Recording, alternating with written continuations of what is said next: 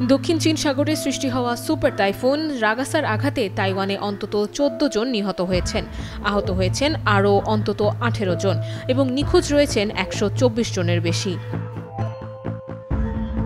স্থানীয় প্রশাসনের বরাত দিয়ে এএফপি জানিয়েছে, মঙ্গলবার তাইওয়ানের পূর্বাঞ্চলীয় হুয়ালিয়েন উপকূলে আছড়ে পড়ে রাগাসা।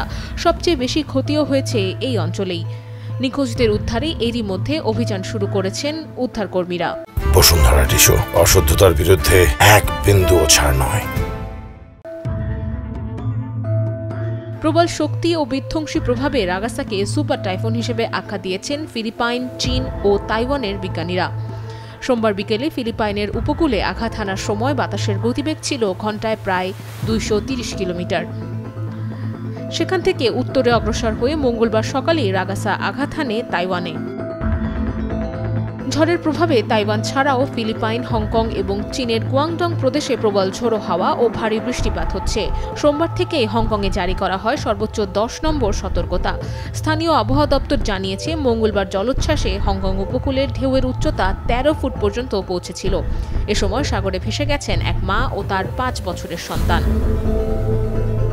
বিশেষজ্ঞরা বলছেন, রাগাসা এখনও শক্তি সঞ্চয় করে এগোচ্ছে চীনের দক্ষিণ উপকূল ও এশিয়ার অন্যতম অর্থনৈতিক কেন্দ্র হংকংয়ের দিকে। ফলে ক্ষয়ক্ষতির পরিমাণ আরও বাড়তে পারে বলে আশঙ্কা করা হচ্ছে। Nusrat Ananya, Daily Sun.